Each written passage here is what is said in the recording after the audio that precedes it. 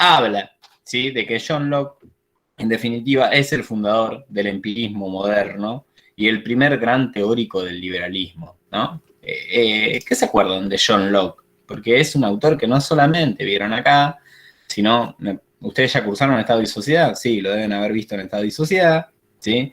Es un autor que se repite, ¿no? Que dentro de nuestra carrera se repite permanentemente. Entonces, si nosotros tenemos que ubicarlo en algún lugar, a John Locke lo ubicamos dentro de la corriente del pensamiento filosófico, ¿sí? Que es el liberalismo.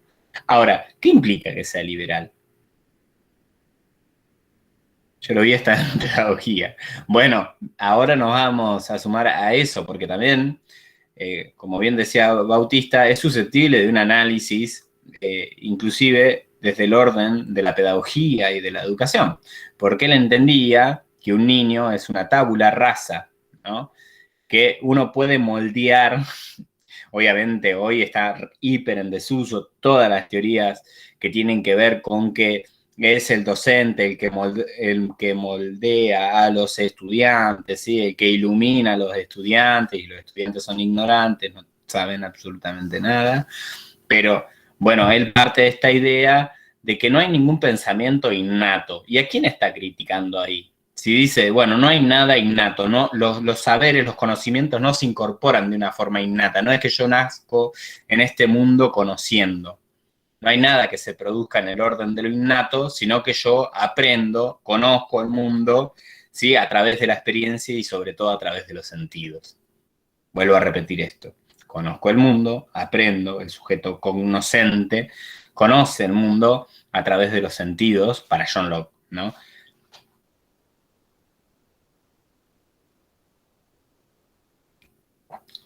Sí, sobre todo me parece que más que a Platón, sobre todo se está peleando con una idea del cogito cartesiano, ¿no? De Descartes, ¿sí?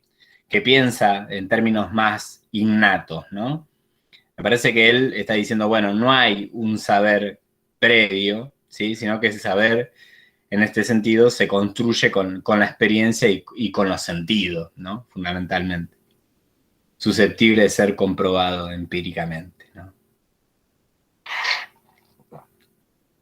Sí, se está peleando con Descartes. Bien. Profe, Sí, y al decir que ninguna idea es innata, tampoco hay prueba, decía que tampoco hay prueba de que empírica, de que la ley natural existe y sea, o sea, es insostenible la ley natural. bien. Voy a citar textual, ¿sí? Dice Locke. Nada hay en el entendimiento que previamente no haya estado en los sentimientos. Perdón, los sentidos. Hoy me levanté más sentimental que nunca.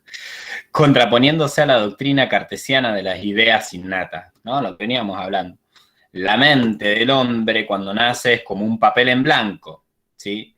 Sin idea de Dios ni de ninguna cosa. La base del conocimiento son las ideas simples, que proceden de la experiencia sensible, mientras que las ideas complejas no son más que fusiones y combinaciones de las anteriores, ¿sí?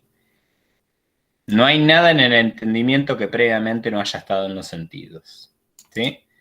Se contrapone, es decir, se está peleando con la doctrina cartesiana de las ideas innatas. Es un papel en blanco, ¿no? Es un papel en blanco que después nosotros dentro de nuestra experiencia socializadora iremos llenando. ¿Qué piensan ustedes? ¿Será así? ¿Conozco a través de la experiencia? ¿Conozco a través de los sentidos? ¿Sí? ¿Somos una hoja en blanco o hay algo innato? Para mí, innato, o sea, innato como tal, bueno, igual hay muchos autores, por ejemplo, Chomsky dice que el lenguaje es innato, cosa que yo, por ejemplo, no creo. Pero para mí, por ejemplo, el lenguaje y todo ese tipo de cuestiones, como tal, no son innatos, sino que son un constructo social. Una cadena de significantes para Freud.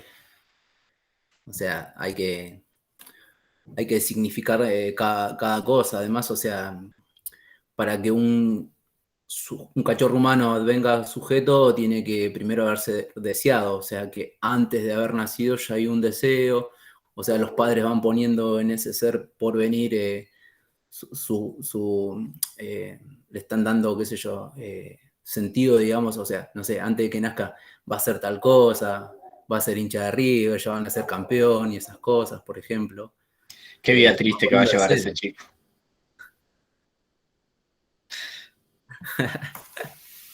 No, esto, que uno, o sea, lo ves, o sea, una madre con el nene en la panza y ya le estás hablando, o sea, el tema de la música, que cuando está en la panza le pones música y se calma después cuando nacen. Nada, hay cosas que antes de nacer, antes de venir al mundo y empezar a aprender, si se quiere, ya están, digamos, en ese nene.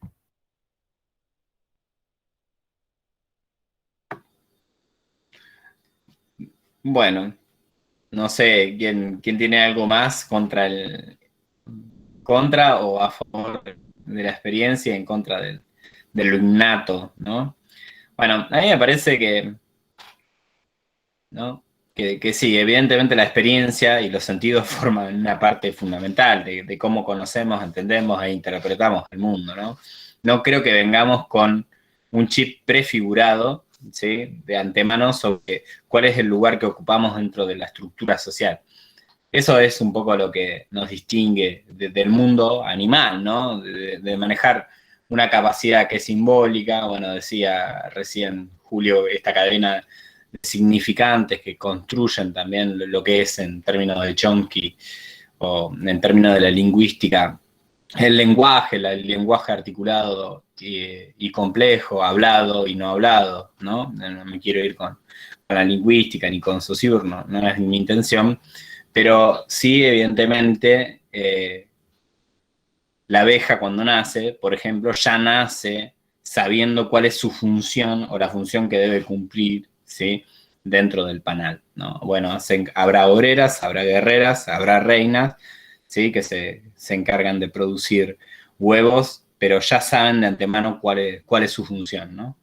Recolectar el néctar de las flores, volver y hacer eso instintivamente. Bueno, en el ser humano me parece que no, que nosotros somos sujetos un poco, o estamos sujetos un poco a la experiencia cotidiana y de cada uno, por eso creo, ¿sí? Que no hay dos experiencias humanas iguales, ¿no? Puede haber similitudes y encontrar coincidencias, pero no hay dos vidas iguales, ¿no? Cada uno va a estar marcado, ¿sí? Por determinados hechos que transcurrieron tanto en su infancia, adolescencia como adultez, ¿no? Me parece que tiene que ver con eso. Pero bueno, la pregunta es, en definitiva, ¿cómo conocemos el mundo? Si John Locke tiene que decir cómo conoce el mundo, lo conoce, o los hombres lo conocen a través de los sentidos, ¿no? Un poco esta es la idea de Locke. Bueno, ¿por qué? ¿Por qué es considerado el padre del liberalismo, John Locke? ¿Sí? Va a pensar, ¿no? El padre del liberalismo, lo decíamos, de alguna forma porque da ese sustento teórico que a partir de un pacto, ¿sí? Que va a tener una característica, a diferencia de Hobbes, que es que va a ser revocable, ¿sí? Un pacto que es revocable. Ahora vamos a ir con el tema de lo revocable, ¿sí? Entre los individuos, ¿sí? Pero básicamente va a ser considerado el padre del liberalismo porque lo que está intentando proteger es la vida, es la libertad y sobre todo, la propiedad. Y esto no hay que perderlo de vista, ¿no? Me parece que el análisis de la propiedad es fundamental. Yo les decía, clases anteriores, cuando nosotros veníamos viendo, junto con la modernidad, junto con el capitalismo, surge la propiedad privada de los medios de producción en términos marxistas, ¿no? Pero se empiezan, otra de las prácticas cotidianas que empiezan a suscitarse es ese desplazamiento del campo a la ciudad, ¿no? Donde va surgiendo la propiedad privada. Yo les decía, le ponía el ejemplo con el robo y el hurto de la leña de Marx. Personas que estuvieron acostumbradas durante años a hacer lo mismo, como ir a recolectar tronquitos de leña para calefaccionarse, ¿sí? Al bosque, se dieron cuenta que de repente, con la entrada de la modernidad, esa propiedad era propiedad de una persona. y que venía el ejército y los sacaba a patadas. Iban y robaban, porque el del robo y de hurto se incorpora como delito recién entrada la modernidad bajo los cánones, ¿sí?, legales y jurídicos de la época. ¿Se entiende? Existía el robo antes, obvio, siempre existió el robo, pero no era considerado como un delito, no me quiero meter en abogacía, pero dentro del ordenamiento jurídico legal, ¿sí? No era que las personas estaban cometiendo un delito, estaban haciendo una actividad cotidiana que venían haciendo hace siglos. Pero se dieron cuenta que con la irrupción de la modernidad y con el desarrollo de todo ese ordenamiento jurídico, que también es el Estado como organización compleja, ¿sí?, estaban infringiendo de repente la ley, ¿no? Entonces, aparece la propiedad privada y el desplazamiento del campo a la ciudad. Acuérdense que nosotros veníamos de una edad media que duró 500 años, de la etapa feudal, que las economías eran cerradas, ¿sí? Lo que va a suscitar esa burguesía en ascenso y en desarrollo es que se abran mercados para hacer negocios, ¿sí? Y va a haber un desplazamiento del campo a la ciudad, y eso origina problemas, y eso trae problemas. La propiedad trae problemas, ¿sí? La propiedad privada trae problemas. ¿Bien? Máxime teniendo en cuenta que esa propiedad va a estar concentrada siempre en el capitalismo, en pocas manos. ¿Sí? La mayoría de los problemas que tenemos dentro del esquema y del ordenamiento jurídico-político son de términos de propiedad y contractuales, ¿no? Perdón, la gente de abogacía me dice, ¿el profesor está diciendo una borrada? Dígalo, ¿no? Corríjame, pero yo de abogacía no sé nada, y de leyes, sí, de derecho, sé poco y nada, ¿no? Así que me corrigen. Pero se hace necesario la instrumentación, ¿sí?, de un edificio jurídico-político que dirima los conflictos dentro de nuestra sociedad, porque con la aparición de la propiedad privada aparecen conflictos, ¿no? Bueno, ¿cómo dirimimos esos conflictos? ¿Sí? ¿Cómo puede ser si hay un intercambio, como veíamos de Hobbes, de peras y manzanas, si el otro me dijo, bueno, yo te doy una pera, mañana yo te doy una manzana y yo no se la di? ¿Qué pasa ahí con ese conflicto? ¿Cómo lo resolvemos? Pongo la pera y la manzana porque es un ejemplo bobo, pero los conflictos generalmente se dan en otro orden. Si alguien entra a mi propiedad, ¿cómo resolvemos esos conflictos dentro de lo jurídico legal, ¿no? Bueno, esta respuesta se van a encargar de darla toda esta vertiente contractual liberal, ¿sí? Bárbara, te escucho, perdón. No, perdón, me había quedado re atrás. Que no solamente el padre del liberalismo en cuanto al armazón teórico que edificó, sino también no estaba como medio metido con uno de los Whig en ese momento del Partido Liberal. Sí, O sea, sí, era parte del Partido Liberal. Era uno de los padres del liberalismo. Bien, no solamente que es el padre del liberalismo, sino que influyó en las otras revoluciones, como nosotros hablábamos, con la que son la Revolución Norteamericana y la Revolución Francesa, 1777, 74, 77, 76 más o menos, ¿sí? La Revolución Norteamericana y 1789 la Revolución Francesa. No habla John Locke de igualdad, ¿sí? No habla de igualdad. Y ahora vamos a ver después por qué no habla de igualdad John Locke, ¿no? Habla de libertad y propiedad. Vida, libertad y propiedad, que son derechos que para inalienables, ¿sí? ¿Qué significa que sean inalienables? Que nadie se los puede quitar. Bien, que nadie los pueda arrebatar. ¿Qué más? A ver, ¿qué es inalienable?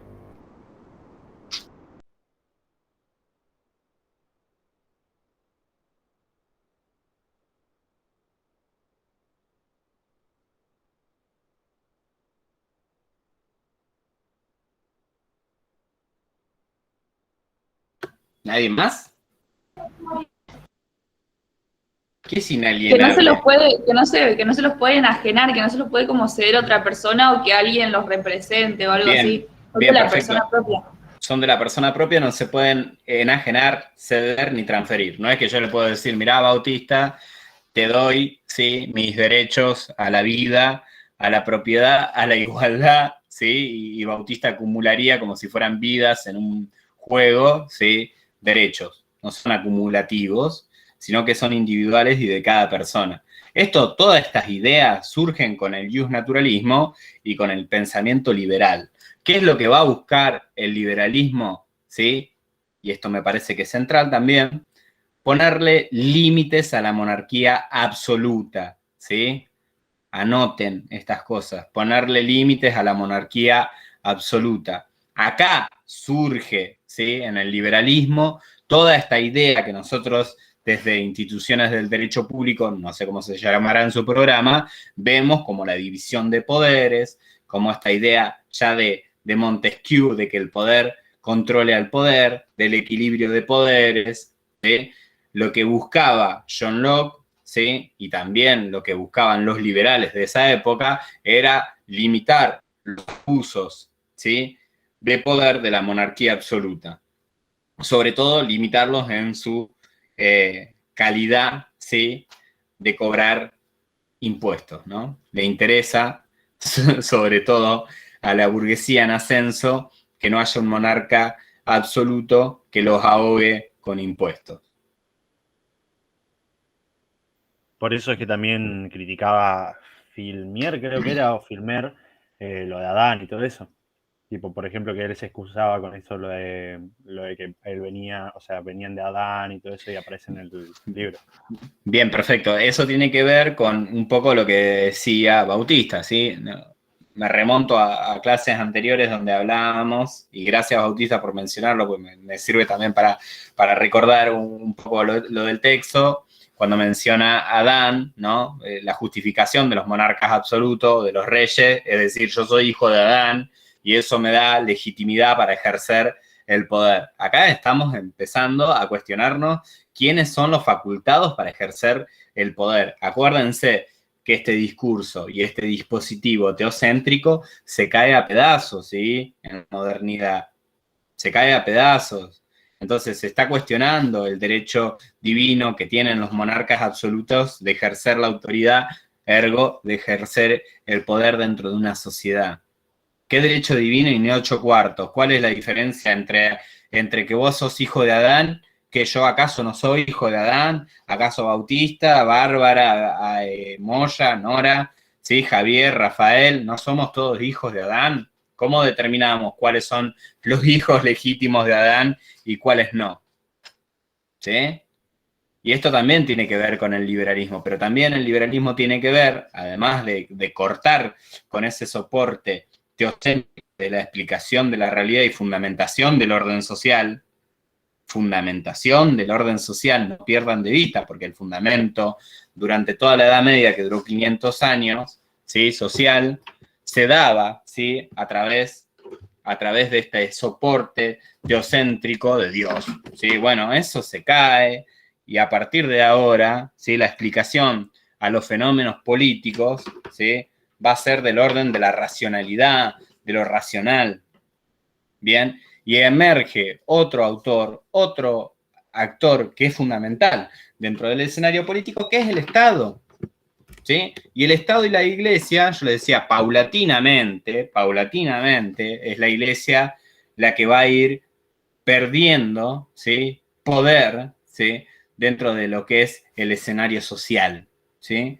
Ya la realidad está agotado, ¿sí?, o se encuentra agotado el discurso o el soporte, ¿sí?, religioso para la explicación, ¿sí?, del orden social. Encontró su punto de agotamiento, ya no sirve, no funciona, ¿sí? Y viene una burguesía cada vez más pujante, deseosa, ¿sí?, de hacer sus negocios, y necesita un soporte intelectual. Bueno, el soporte intelectual lo va a encontrar de la mano, ¿sí?, de estos escritores que son, en definitiva, representantes de la burguesía en ascenso, como Hobbes, como Locke, como Rousseau.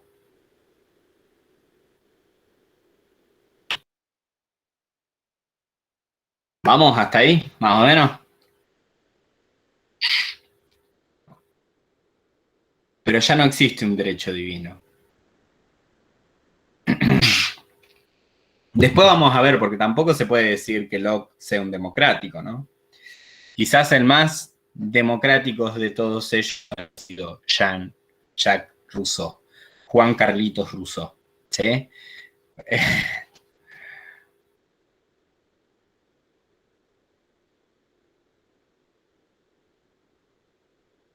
Porque, bueno, podríamos decir, ¿no?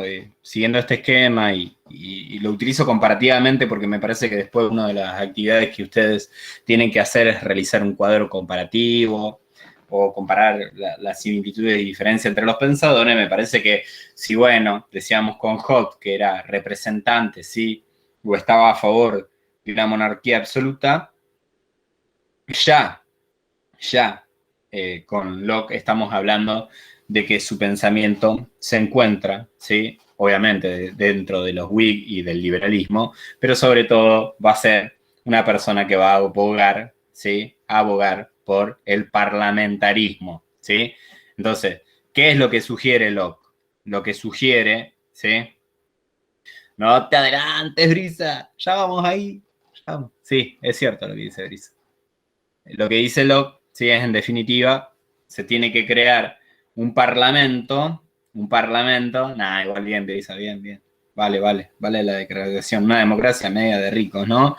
Una aristocracia donde la representación parlamentaria va a ser una representación netamente burguesa, porque solamente van a poder participar de los asuntos públicos y políticos los burgueses y propietarios, ¿sí? Después vamos a ver, porque me parece re interesante analizar qué es lo que pensaba John Locke en términos de lo que es la pobreza, por ejemplo, ¿no? Pero bueno, lo que está diciendo ahí es definitiva. Vamos a tener que poner de alguna forma, ¿sí? Un control a esta monarquía absoluta para que no pueda hacer lo que se le canta en términos, ¿sí? En términos más estrictamente ligados, ¿sí? A la libertad y a la vida de las personas, pero también no puede hacer lo que se le canta, ¿sí? En un plano impositivo, ¿sí?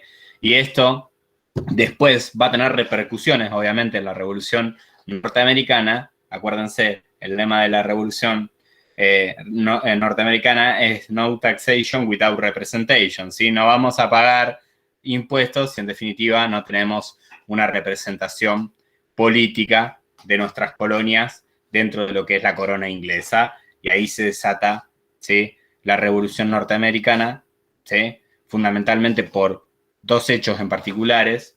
Un impuesto que tuvo que, o que quiso, ¿sí? Cobrarle la corona inglesa a sus colonias norteamericanas, hoy norteamericanas, ¿no? A sus colonias por el impuesto a la estampilla y el impuesto al té. Se desencadena la revolución y tenemos, ¿sí? El desarrollo de lo que hoy son los Estados Unidos, ¿sí? Pero bueno, ¿por qué va a influenciar el pensamiento de John Locke en las revoluciones, ¿sí? En estas revoluciones burguesas? Porque en definitiva va a ser el padre, ¿sí? Del liberalismo político, ¿sí? Sus ideas van a tener repercusión no solamente en la Revolución Norteamericana, sino también en la Revolución Francesa propiamente dicha. Acuérdense de que el lema de la Revolución Francesa es libertad. ¿Qué más? Libertad, Fraternidad e igualdad. fraternidad e igualdad, ¿sí? Ahora, me parece que el componente interesante de analizar de la Revolución Francesa también es este significante como la igualdad, ¿no? Igualdad de la boca para afuera, ¿no? Porque en los actos las mujeres no podían participar, ¿sí? Seguimos teniendo una democracia media restringida, ¿sí? No hay una participación ampliada, ¿sí? De lo que es la ciudadanía. Ciudadanía para algunos, ¿no? Para otros todavía siguen quedando al margen de las decisiones políticas. Pero obviamente que es un cambio, ¿sí? Es un cambio a esas castas inamovibles propias de los castillos que eran las monarquías absolutas. Todavía sigue habiendo igual representantes simbólicos de los reyes y de las reinas en Europa, ¿no? Bueno, a Luis XVI le terminan cortando la cabeza y a María Antonieta también. Fíjense si no tuvo repercusiones, ¿sí? La revolución gloriosa e inglesa en la Revolución Francesa. La primera revolución que se da es la Revolución Inglesa, 1688. ¿Bien? Pero tiene repercusiones en todas. Inclusive tiene repercusiones todas estas revoluciones, ¿en qué? ¿En la independencia de quién? ¿De Estados Unidos? Sí. Pero ¿en dónde tiene? ¿Repercusiones en dónde tienen estas ideas liberales? Acá, América, Revolución de Mayo. En el Virreinato del Río de la Plata. Bien, en el Virreinato del Río de la Plata, ¿sí? Tiene repercusiones, ¿sí? Obviamente porque nuestra independencia, en definitiva, es heredera del pensamiento liberal, y hay un texto de Oscar Terán, si quieren que pueden ir a leer, ¿sí? Ese texto de Oscar Terán va a analizar cómo, ¿sí? Las ideas tanto de Hobbes, de Locke y de Rousseau, ¿sí? Y calaron o no el pensamiento, por ejemplo, de Mariano Moreno, ¿sí? Vienen con toda esta vertiente de pensamiento que está en auge en Europa. Nosotros tenemos que pensar los hechos encadenados de esta forma, ¿sí? Si no pensamos en estas líneas de pensamiento, esta concatenación de hechos y de acontecimientos que marcan un punto de la inflexión en la historia, no vamos a comprender la profundidad del pensamiento liberal. Estas ideas están en ebullición, ¿sí? En la Europa en el siglo XV, pero también tiene repercusiones a los interiores del virreinato del Río de la Plata, como bien decía, no sé si Melina o Flavia. Las dos. Por dos. Bien, Melina y Flavia, sos felicitado. Y Bárbara también había dicho algo, había tirado una punta ahí. Bien. Entonces, en síntesis, me parece el programa de televisión, pero no lo es. En síntesis, tenemos que el pensamiento de Locke, ¿sí? Puede resumirse dentro de las siguientes cuestiones. En primer lugar, es el padre del liberalismo, ¿sí? Por otro lado, ¿sí? Piensa que conocemos el mundo a través de los sentidos, ¿sí? Esta idea de que la mente humana es como una hoja en blanco que después puede ser llenada. Por otro lado, vamos a entrar con el pensamiento de John Locke en esta idea de cómo se le tiene que ir poniendo determinados frenos, ¿sí? A las monarquías absolutas y a los reyes, ¿sí? Esas limitaciones a ejercerse, ¿sí? Con esta idea de la división de poderes, ¿sí? Después Montesquieu va a dar la estocada final, pero empezó con Locke, de la creación de un parlamento, ¿no? Esta idea de que el poder controla el poder, ¿no? De que no haya abusos de poder, de equilibrios de poder, ¿no? Se está discutiendo el poder, ¿sí? Entre otras cosas. Obviamente que la libertad de hacer negocios de la burguesía también aparece ahí, ¿no? Bien. Y otra de las cuestiones que va a aparecer, que me parece que es fundamental, es la idea de propiedad, ¿sí? Con respecto a la religión, Locke no va a dictar mucho, o no va a haber muchas diferencias con el pensamiento hobbesiano. Piensan, ¿sí? Que tiene que ser asuntos separados, tanto los de la Iglesia como los del Estado, ¿sí? No hay muchas más diferencias ahí, ¿no? La idea de crear lo laico, ¿no? Lo laico como un ordenamiento político que sea superador de todo este pensamiento atrocéntrico y religioso de la época oscurantista, ¿no? Entonces, ¿qué es esta época del iluminismo y de la razón? Una época de revoluciones y de cambios de pensamiento, ¿sí? De cambios y de una cosmovisión, de cómo vemos, entendemos e interpretamos el mundo. ¿Bien? Eso tiene que quedar en claro. Y obviamente que son racionalistas todos estos muchaches. Bueno, obviamente que Locke no está a favor de la participación de las mujeres, ni de los pobres en la política. Solamente los propietarios pueden participar. Después vamos a analizar algunas cuestiones con Locke que me parecen muy interesantes. Bien, ¿vamos hasta acá? ¿Algún aporte? Demasiado viernes hoy.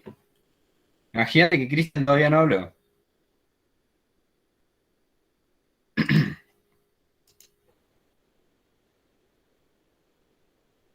Entonces, hay obviamente una lucha del liberalismo, ¿sí?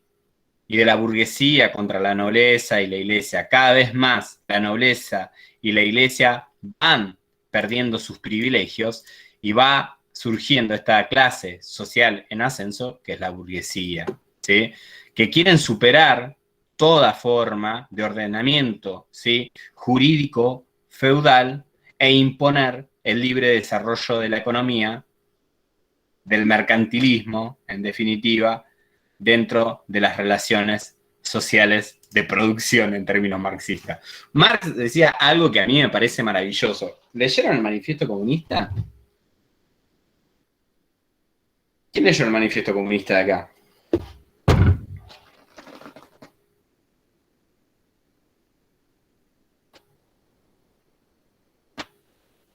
¿Nadie leyó el manifiesto del Partido Comunista de Marx?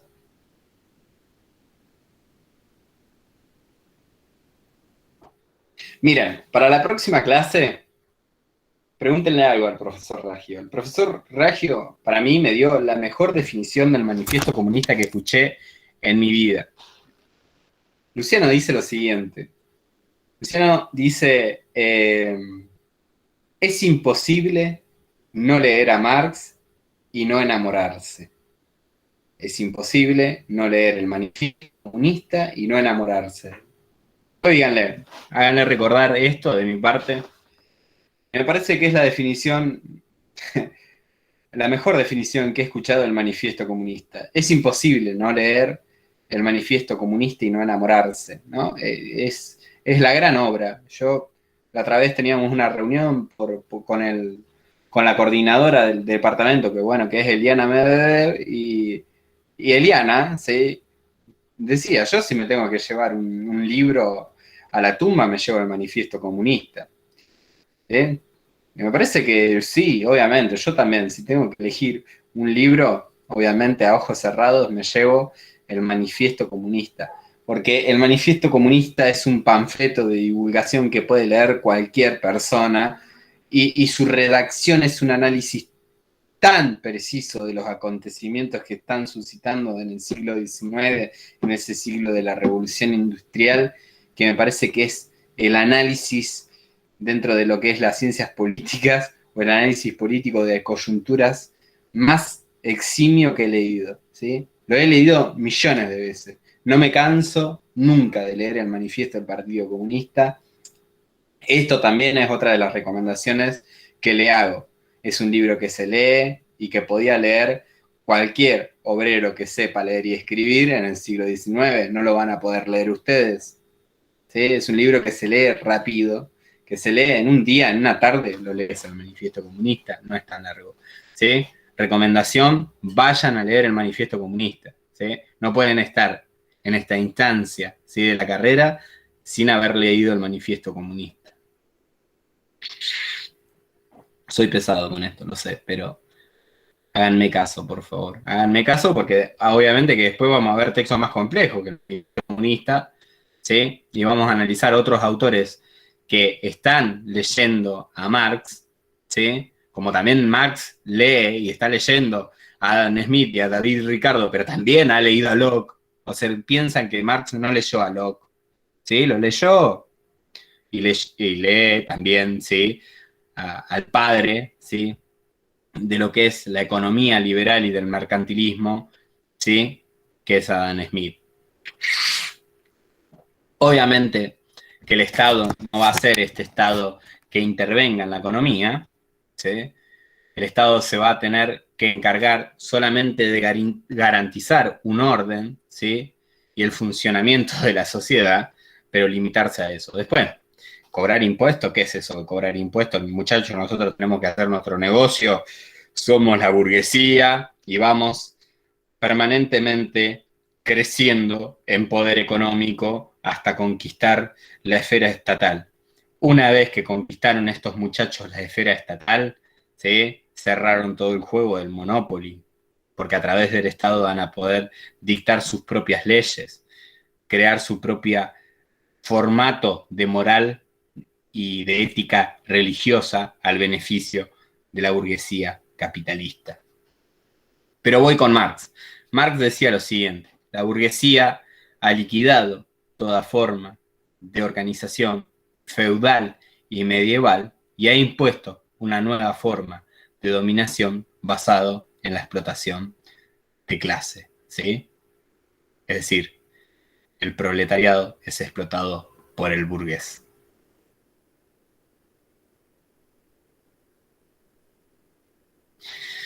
Bien. ¿Por qué digo todo esto? Porque en definitiva, este pensamiento que después nosotros vamos a ver con la vertiente corriente de pensamiento marxista surge de algún lado, ¿sí? Si no se hubieran dado todas estas condiciones, no quiero ponerme muy determinista, pero todas estas condiciones estructurales y determinantes del desarrollo de las fuerzas productivas del capitalismo, ¿sí? No estaríamos hablando, por ejemplo, del manifiesto comunista. Pero primero tiene que triunfar la burguesía, esto lo pensaba Marx, ¿no? Tiene que triunfar en todos lados.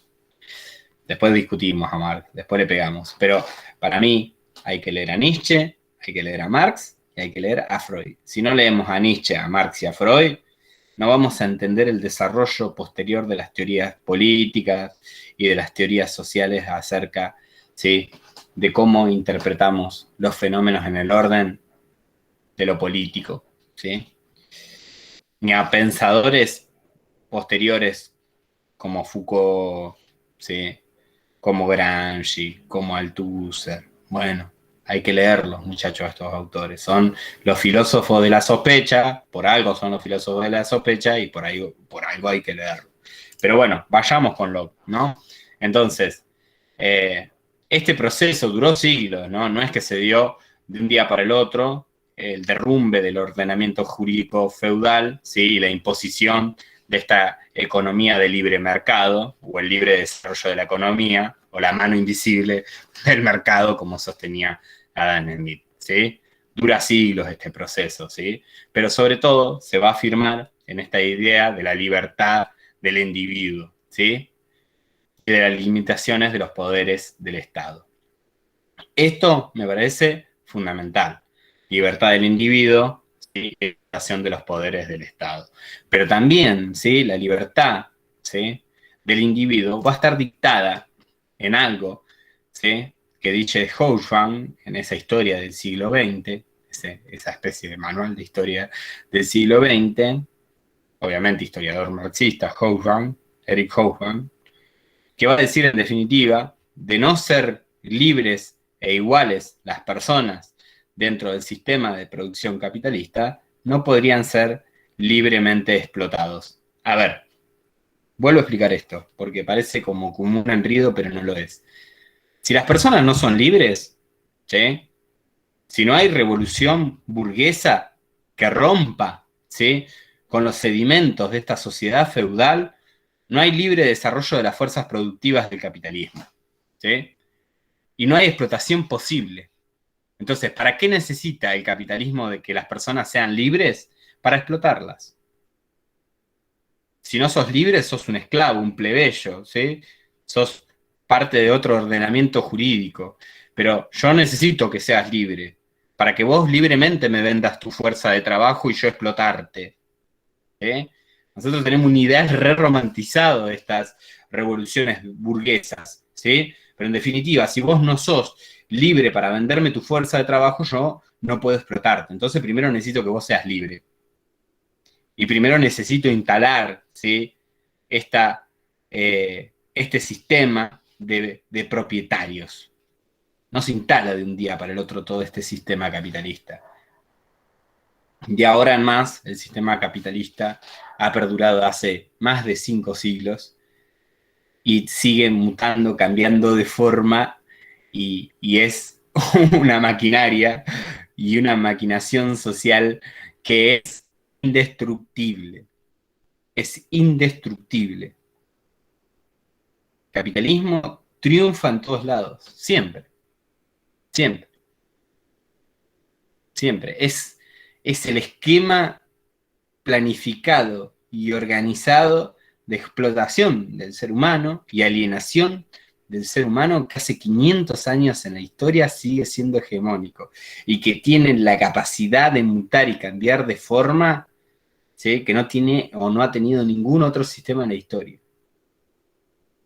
Da la sensación de que con el triunfo del capitalismo asistimos a algo que han dicho otros autores, al fin de la historia, ¿no? Parece que la historia se termina acá porque triunfó el capitalismo. Hoy estoy muy pesimista, ¿no?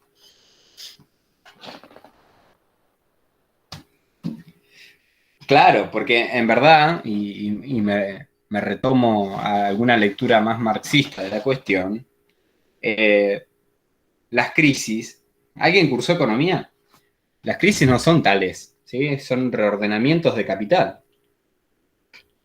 Se forman nuevos monopolios dentro de lo que es el capitalismo, ¿sí? Esas crisis cíclicas, esas crisis que tiene el capitalismo que son cíclicas, sirven, ¿sí?, para reordenar el capital. ¿Por qué? Porque las grandes empresas se comen como pulpos, ¿sí?, a las pequeñas y medianas y se forman nuevos trusts o nuevos monopolios, ¿sí?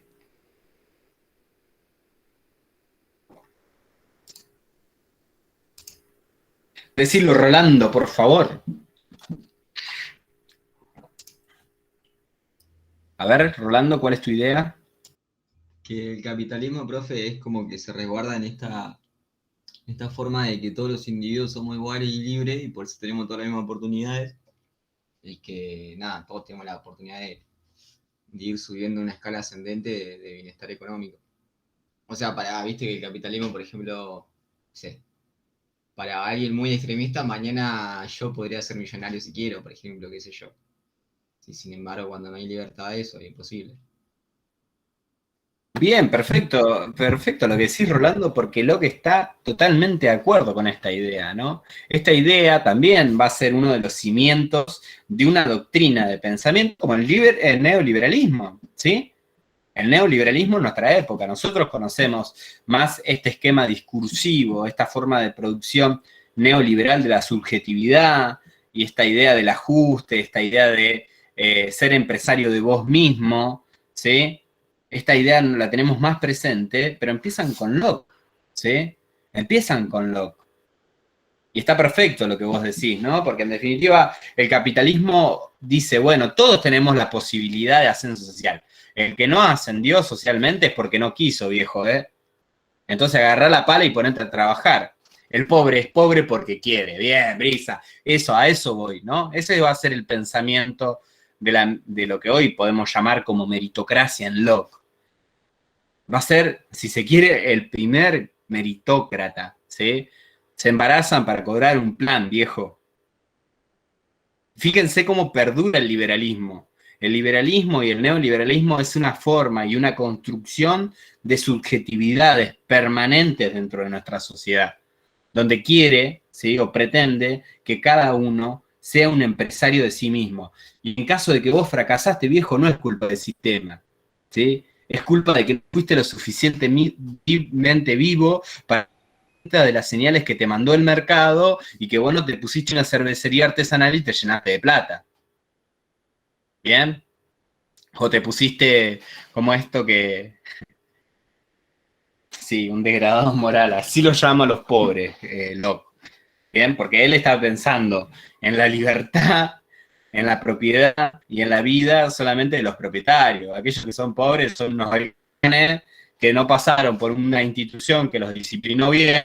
Entonces, si lo agarramos y están holgazaneando y están tirados así en la vereda, hay que agarrarlo, ponerlo a palo para que se den cuenta en esta mnemotécnica del dolor, como diría Nietzsche, de que en verdad tienen que ser productivos, viejo. Y si no, tienen que hacer trabajo esclavo. ¿Qué hacen ahí holgazaneando? Encima, violentan la propiedad de los otros. Sanes, pobre, no, hay que disciplinarlo. ¿Sí? Pobre es el que quiere, ¿no? Estos discursos todavía hoy permanecen en nuestra sociedad. Claro, y el que no es propietario es porque no trabajó. O sea, es corta. Lo bueno es que el liberalismo todavía penetra hoy, ¿no? Hoy yo tuve una clase, estábamos hablando de cuestiones políticas y en definitiva este pensamiento que vos decís, bueno, puede ser de una época, ¿no? Puede ser que sea el pensamiento más retrógrado de algunas personas como mi viejo. Bueno, mi viejo está bien que piensa así. Ahora, que haya toda una corriente de liberales o de libertarios que piensen de esta manera y que sean jóvenes, a mí me asombra, ¿sí? Y es el gran mérito que ha tenido este muchacho Milei, ¿no? Milei, que pudo condensar, ¿sí?, a los liberales, a los jóvenes liberales, con los gorilas más recalcitrantes y dictadores de 76 los apoyan, ha creado un nuevo escenario político. Y hay que tener presente en esto, ¿sí? Bueno, pero yo no estoy diciendo nada que no sea así. O sea, es la estrategia de Milei y ha sido bien. A ver, yo lo considero esto, no hay pavos en política, no hay ilusos. Yo siempre dije, aquellos que piensan acá que Macri es un ingenuo, que es un burro, no. El tipo ya planificó desde que estaba en Boca cuál iba a ser su accionar. Esa persona no es una persona que no tiene capacidad dentro de la política. Toda la orquesta, ¿sí?, la planificación que llevó adelante con su gobierno neoliberal, estuvo planificado, estuvo organizado. Macri no es un burro como todos piensan, no es un psicópata como todos piensan, ¿sí? No es eso. Leyó la política muy bien, Macri.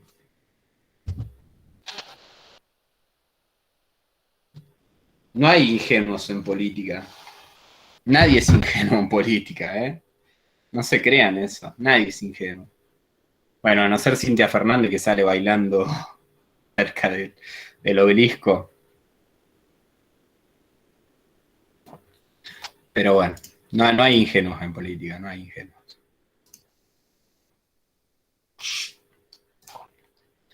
Bien.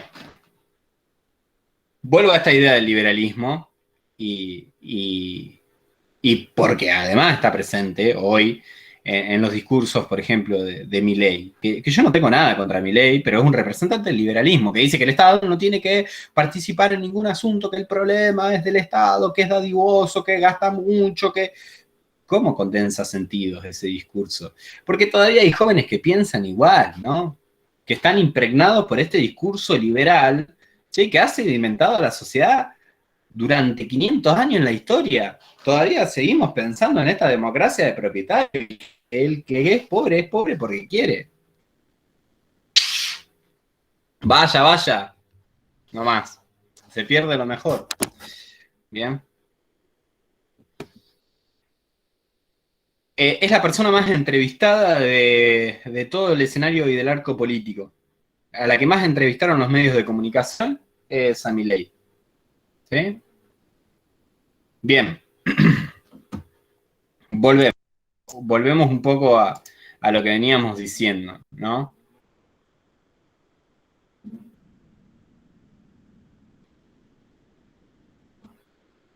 Entonces, ¿dónde va a surgir, ¿sí?, esta idea? Va a surgir estas ideas fundamentalmente con algo que yo les decía, tierras comunales que ahora van a ser propiedad privada, campesinos que van a estar despojados, ¿sí?, y que empiezan a mendigar y a robar para sobrevivir y que no le queda otra que trasladarse a la ciudad, ¿sí?, para vender su fuerza de trabajo, como bien decía Marx. Este periodo es un periodo de transición, ¿sí?, entre el feudalismo y el capitalismo. Esto aparece desarrollado en la obra de otro autor, como vimos, que era Moro. Esto está presente en la utopía de Moro. Y la acumulación, ¿sí?, originaria de Marx, dan cuenta de esto, ¿sí? Esto está presente en Moro. Moro está describiendo esta transición en su libro de la utopía, ¿sí? En cómo irrumpe la propiedad y a las personas no le queda otra que salir a robar y a mendigar, ¿sí? Porque si no, no comen. Decía Moro ya en este libro de utopía, ¿sí?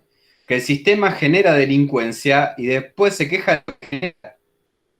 Moro ya lo decía, ¿sí? A un autor que nosotros vimos cuando escribía Utopía. Y también va a ser retomado por Marx cuando piense la acumulación originaria en su obra icónica que es El Capital. Entonces, esta transición estamos viendo y en esa transición es que está pensando, ¿sí? Locke. ¿Qué pasa y qué diferencia hay con respecto a lo contractual? ¿Cómo piensa lo contractual, ¿sí? Locke, a diferencia, por ejemplo, de Hobbes?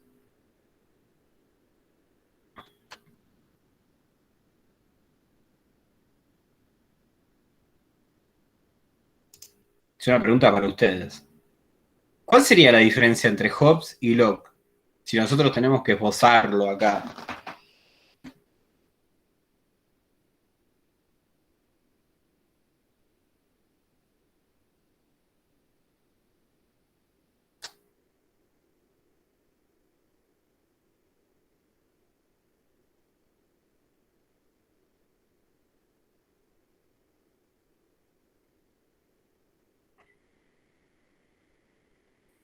Había algo yo recuerdo algo de haber leído de que había una gran diferencia en una de las que había, pero creo que hemos mencionado varias, que era de esto de, creo que era subordinar a la iglesia o algo por el estilo.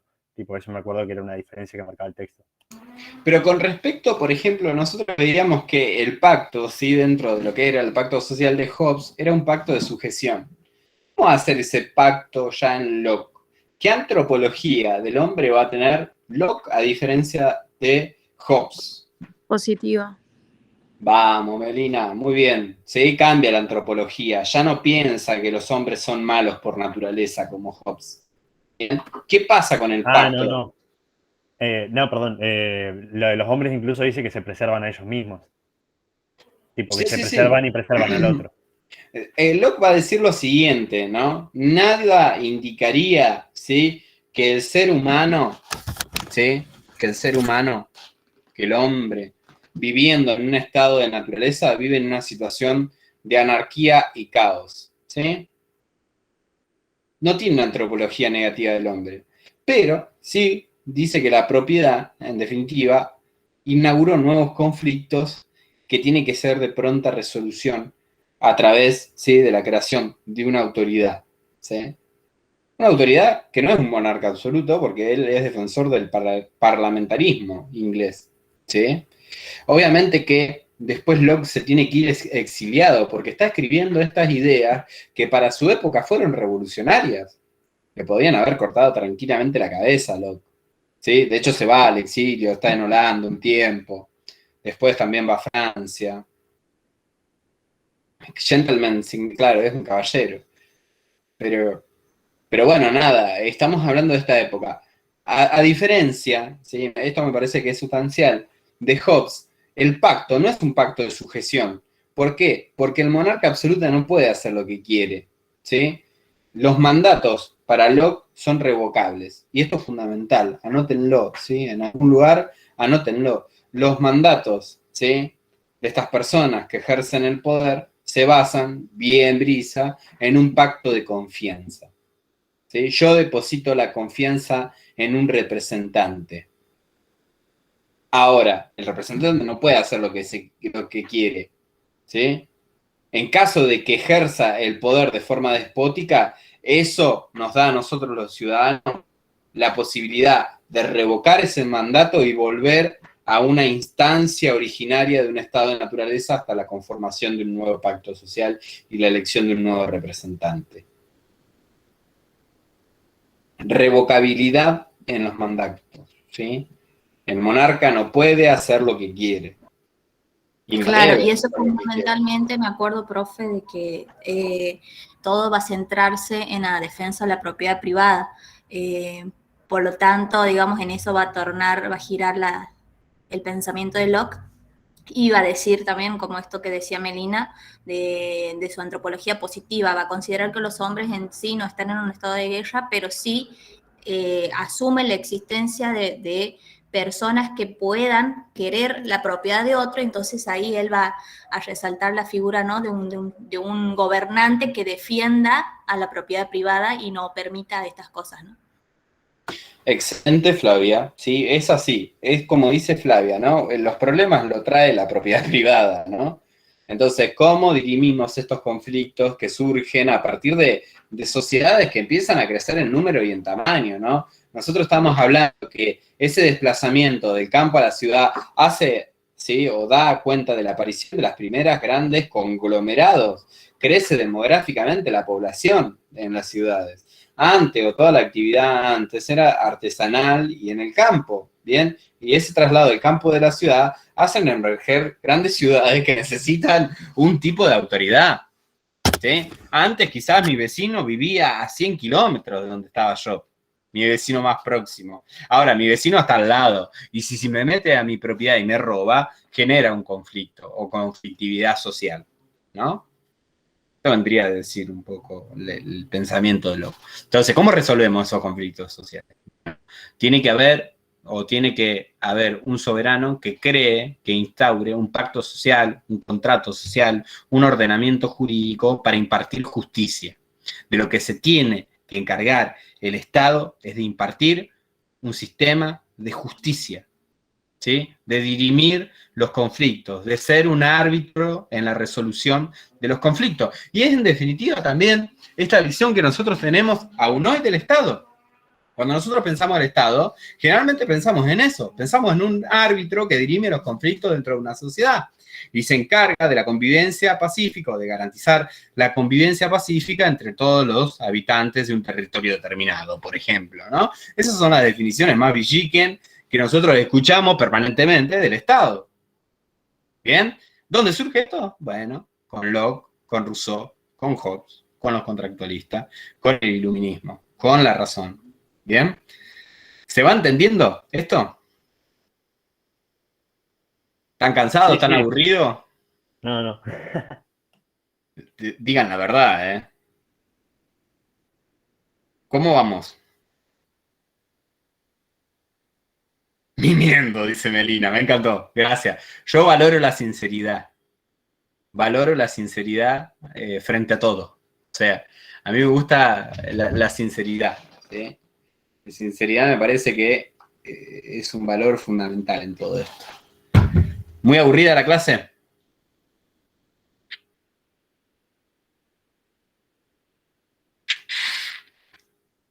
No. ¿Qué van a decir? Que sí. Bien.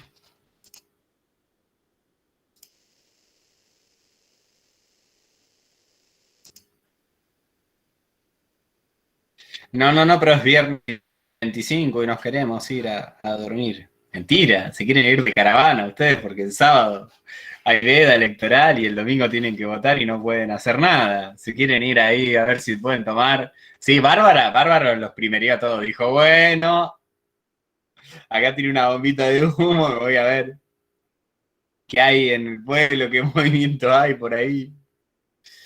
¿No? Bueno. Sí, empezaba a previar desde temprano, ¿no? Se fue a ver si estaban haciendo un asado o algo. Yo voy a ejercer mi rol como ciudadano el domingo. Temprano voy a ir a votar, ¿sí? Tempranito voy a ir a votar ahí. Tranqui. Después miraré los resultados. Del frente de izquierda de los trabajadores. Bien, vamos un poquito más, le damos un poquito más, tratemos de pensar, ¿sí?, estas cuestiones referentes a la pobreza y cómo surge después el discurso neoliberal y cómo va a estar impregnado también de toda esta vertiente de pensamiento que surge con el liberalismo de John Locke, pero también en términos económicos con Adam Smith, ¿no? Podemos decir que el liberalismo político, ¿sí?, o o John Locke es el padre y el fundador del liberalismo político, y Adam Smith el fundador o el padre del liberalismo económico, ¿no? Ahí que yo seguramente están viendo en economía, ¿sí? La mejor horario para ir a votar es temprano, o sí, entre comillas, como dice Maya, ¿no? ¿Todos votan? ¿Todos saben a quién votan? ¿Ya? ¿Tienen definido?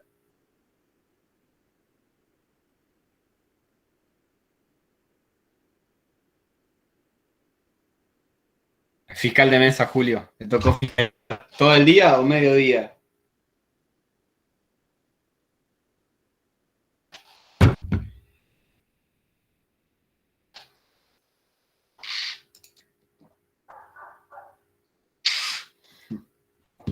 Bueno.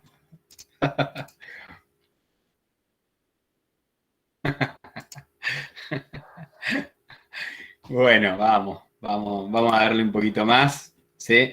Entonces, otra de las cosas que tienen que ver, ¿sí?, con John Locke es que a partir de la implementación de algo que se llama Bill of Rights, que es la Carta o la Declaración de Derechos, estos van a tener influencia en lo que son la Declaración Universal de los Derechos del Hombre y el Ciudadano en 1789 en la Revolución Francesa, ¿sí? Y también, ¿sí?, en el sistema de revolución norteamericana, ¿sí?, en las enmiendas constitucionales, podríamos decir, de los Estados Unidos, que son los derechos fundamentales que tienen todas las personas, por el simple hecho de ser personas. ¿Bien? Entonces, he tenido discusiones muchas veces, porque, nada, yo tengo una propensión a la igualdad, ¿no? Una propensión a la igualdad. Y discutía a los liberales, obviamente, porque me peleaba con los liberales. Bien, todo este esquema suena hermoso, pero funciona solamente para un segmento de privilegiados de la sociedad que son los propietarios, ¿no? Pero, ojo, porque es cierto que hay determinados derechos que son inalienables y que son fundamentalmente inalienables, ¿sí? ¿Por qué digo fundamentalmente inalienables? Porque yo tampoco quiero que el Estado se meta en mi casa, ¿sí?, sin una orden judicial, ¿sí? Tampoco quiero que las fuerzas públicas se metan dentro de lo que es mi propiedad, sin una orden judicial. Y considero que yo tengo determinados derechos como individuo que son fundamentales y el Estado tiene que garantizar y respetar, ¿sí? No puede pasar sobre mis derechos, ¿sí?, personales y sobre los de ninguna persona, ¿no? Digámoslo en estos términos. Entonces, el aporte que ha hecho el liberalismo en eso es muy grande, ¿sí? Es muy grande, porque impide un ejercicio del poder de forma despótica, ¿sí? O que una autoridad, ¿sí?, pase por alto de todo tipo de convenciones, acuerdos, ¿sí?, y derechos dentro de una sociedad. Entonces, a mí me costó mucho tiempo entenderlo esto, porque yo cuando pensaba en los liberales pensaba, bueno, estas personas que en definitiva están defendiendo a la burguesía, pero también implementaron todo un edificio, ¿sí?, jurídico, e instrumentaron derechos o los derechos de la persona, ¿sí?, que son esta vertiente y corriente del pensamiento que se denominó justnaturalismo, del derecho natural. Entonces es importante esto también, ¿no? Pensemos, por ejemplo, en la desaparición forzada de personas en la dictadura cuando había suspensión de las garantías constitucionales. Enhorabuena que haya libertades individuales que son inalienables como la vida y como la propiedad y que nadie se pueda meter en tu casa y secuestrarte y hacerte desaparecer. ¿Bien? Y acá me pongo más constitucionalista, ¿no? Realmente uno se pone más viejo y más constitucionalista. Entonces, me parece que hay que garantizar estos derechos, ¿sí?, individuales. Son fundamentales, ¿sí? Después, bueno, obviamente que podemos analizar este concepto de propiedad y la propiedad privada y cómo genera desigualdad en un sistema. Pero yo prefiero un sistema de derechos, ¿sí?, y un ordenamiento jurídico de derecho, ¿sí?, y no una monarquía divina y absoluta de castas. Yo prefiero, ¿sí?, que un gobierno garantice la libertad de expresión, ¿sí?, que me censure.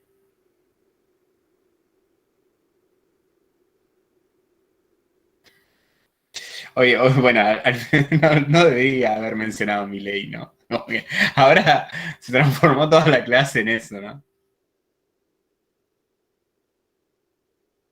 Claro, es fácil pegarle porque tiene un peluquín, ¿no? Yo no dije, yo no le estaba pegando a Milei, o sea, yo no estaba diciendo qué es su estrategia o qué significa seguir su estrategia en términos políticos. O sea, cada uno tiene su estrategia en términos políticos. No es tonto, ¿eh? Es bastante inteligente para utilizarlo dentro de ese abanico político. ¿Sí? Sabe cómo interpelar a la juventud. Y además canta, por ejemplo, Panic Show a plena luz del día, un tema de la renga en un acto público, no sé. Hace esas cuestiones ampulosas, ¿no? Raras. Bien. Vamos, ¿sí? Profundicemos en esto un poquito más. Ya terminamos, ¿sí? Le pido un esfuerzo más.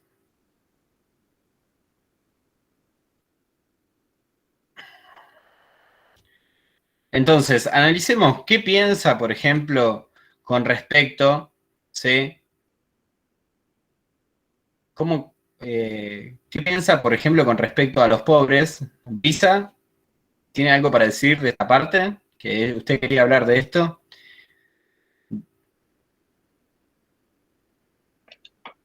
No, a ver, lo que dice es que los pobres, los trabajadores también habla, dice que no son miembros plenos del derecho político y tampoco pueden vivir ni pueden vivir de una vida racional, algo así habla él, y que no son parte de la sociedad civil, o sea, pero no son miembros plenos de ella. Y tampoco dice que a los pobres se los puede considerar ciudadanos porque son excluidos, porque son incapaces de accionar políticamente.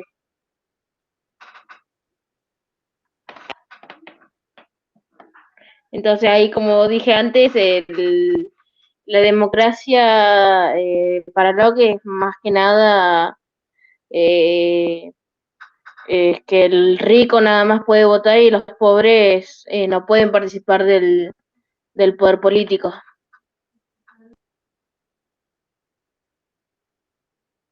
Sí, de hecho, va a decir, por ejemplo, que los hombres deben entrar en sociedad para preservar, ¿sí? La propiedad privada, ¿no?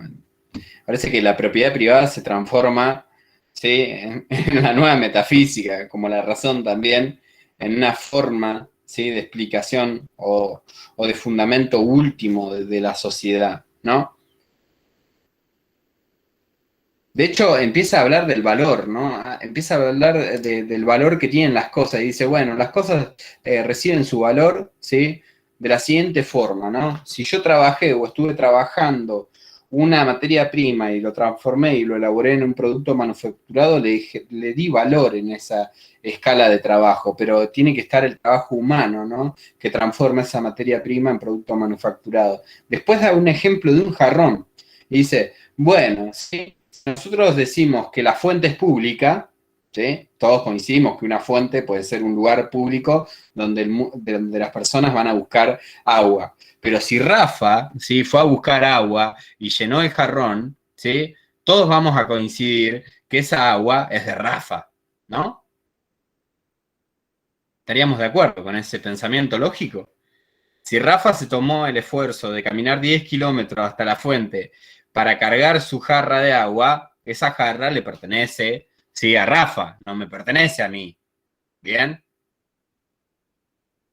Entonces, dice, en definitiva, el esfuerzo de una persona para realizar ese trabajo dictamina la propiedad sobre los bienes materiales.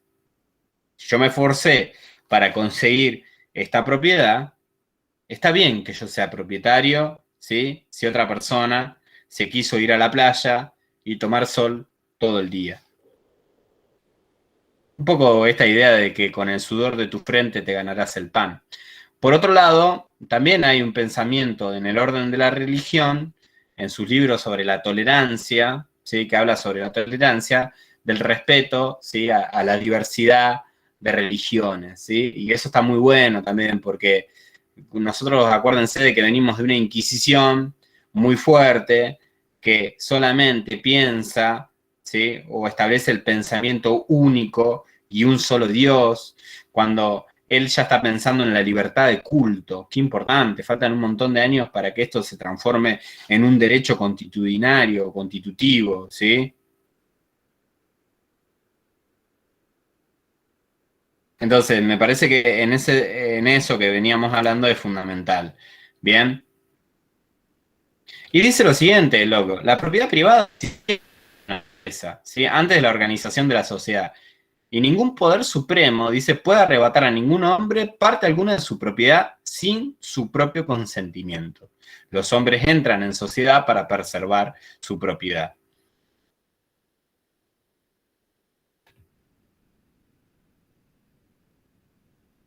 Dice, cada hombre es propietario de su propia persona, el trabajo de su cuerpo y la labor de sus manos. Y si toma algo y lo cambia del estado en que lo dejó la naturaleza, ha mezclado trabajo con el que le ha añadido algo que le pertenece y lo convierte en propiedad suya. Es un poco lo que venía diciendo yo. Que lo excluye del derecho común de los demás hombres. Siempre de esa cosa quede una cantidad suficiente de la misma calidad para que la comparta con los demás, dice. La propiedad es precisamente el acto de sacar algo del estado en que la naturaleza lo dejó. Y acá dice lo de la fuente, dice, aunque el agua que emana de la fuente es de todos, sin embargo nadie pondría en duda sí que la que está en la jarra es de aquel que se molestó en llenarla, como Rafa, ¿no? Bien. El trabajo es el que aporta valor a las cosas, bien, son fundamentales, ¿no? Después habla de la cuestión del dinero, ¿sí? Dice, la invención del dinero, incluso antes de que la densidad de la población haya llevado inevitablemente a la desaparición de la propiedad común de la tierra, es una posibilidad pactada, anterior a la constitución de la sociedad civil y política, de acumular riquezas, ¿no? Ya está hablando de acumular riquezas y propiedades más allá de las necesidades del individuo y su familia. La consecuencia de ello es la extensión de la posesión de tierras y el crecimiento de la sociedad comercial. Obviamente, el loco está defendiendo la sociedad comercial, ¿no? Esto produce desigualdades en la propiedad, lo cual origina conflictos, ya lo mencionamos, ¿sí? En torno a ella. Y terminará con la idílica existencia del estado de naturaleza, conflictos que solo podrán ser resueltos positivas en la sociedad civil o comunidad política, ergo Estado, ¿no? Bueno, lo hablamos a eso, ¿sí? Entonces, vamos a lo de los pobres. ¿Qué va a decir de los pobres? Un poco lo que venía diciendo Brisa, ¿no? Que pobre es el pobre porque quiere, ¿no? Un poco este fundamento va a perdurar durante largo tiempo. Dice Macpherson, dice, el primero, ¿sí? Hay dos pensamientos, dos supuestos en el pensamiento de Locke, ¿sí? El primero es que los trabajadores no son miembros con plenos derechos del cuerpo político. Y el segundo es que no viven ni pueden vivir una vida plenamente racional. Pero esta premisa, no solo de Locke, sino de Inglaterra, de su época, consideraba natural la incapacidad política de los trabajadores. Los pobres están en la sociedad civil, pero no son miembros plenos de ella, ni son considerados ciudadanos. ¿Sí? Entonces, ¿qué pasa con los pobres? No son considerados ciudadanos. ¿Sí? No pretende la revolución gloriosa la igualdad política. ¿Sí? No habla en ningún momento de igualdad política, sino libertad y propiedad.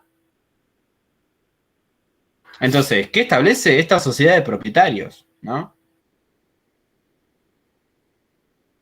Un grupo privilegiado de propietarios vinculados entre sí con específicos intereses de clase. ¿Sí?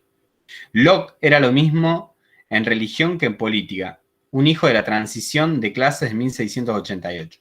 El gobierno parlamentario es elegido por los ricos, dice. Los pobres no participan de las decisiones políticas, del poder político, convirtiendo al Estado lockeano en una sociedad de propietarios, ¿no?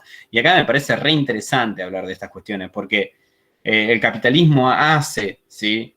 Este análisis discursivo incluso en la actualidad. Sé tu propio jefe, ¿sí?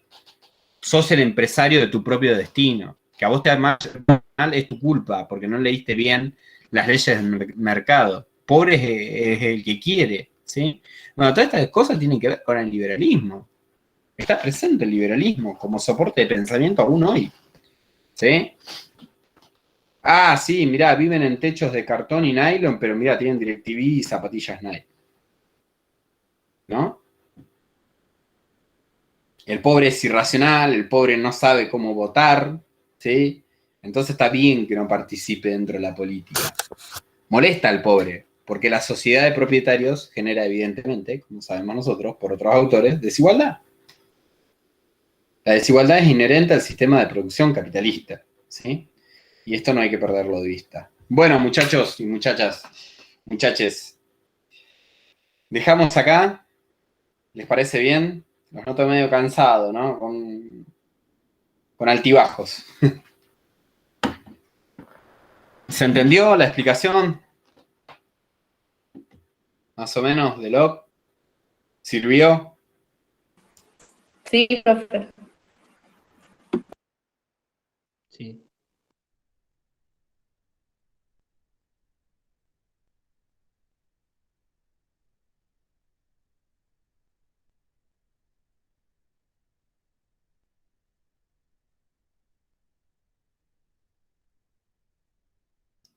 Sí, profe, se entendió.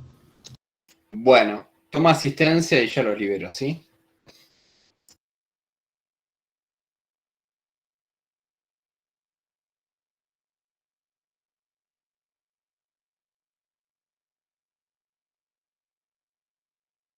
Profe, cuando hablaba de la restricción de los derechos políticos, me acordé de lo que estábamos viendo en historia. De No la sé qué época, estás... de la época de la conformación del Estado argentino, en la época alberdiana de Alberdi, que estaban restringidos los derechos políticos Sí. a cierta... Quiera el pueblo votar y que sepa el pueblo votar, ¿no? Claro, Sí. sí. Primero el pueblo tiene que saber votar, porque el pueblo no sabe votar, porque son irracionales y pasionales y se la pasan tomando alcohol y en pedo. ¿Cómo van a votar estos de la plebe, pobres? ¿Sí? Nosotros los aristócratas somos los que tenemos que votar, los propietarios, ¿sí? La aristocracia, la oligarquía. ¿Sí? Cómo estos negros cabecitas peronistas tienen pretensiones de ocupar un 17 de octubre la Plaza de Mayo. Sáquelo del ejército, fusílelo, ¿sí? ¿Cómo van a ocupar el escenario principal que le perteneció siempre a las oligarquías terratenientes? No, bueno, eso está presente en la historia argentina hasta nuestros días, ¿no? Esta visión de que el pobre es ignorante, ¿sí? De que solamente las castas más cultas o las clases sociales dominantes son las que tienen un ejercicio legítimo del poder. Obvio, está presente en toda la historia esto. ¿Bien? También es medio irónico el hecho de que esas personas, esos trabajadores que allá en Inglaterra o en otros países no podían votar, no podían ejercer su ciudadanía política por muchas cuestiones, llegaban acá a Argentina y tenían todos los derechos habidos y por haber, menos la gente nativa de acá.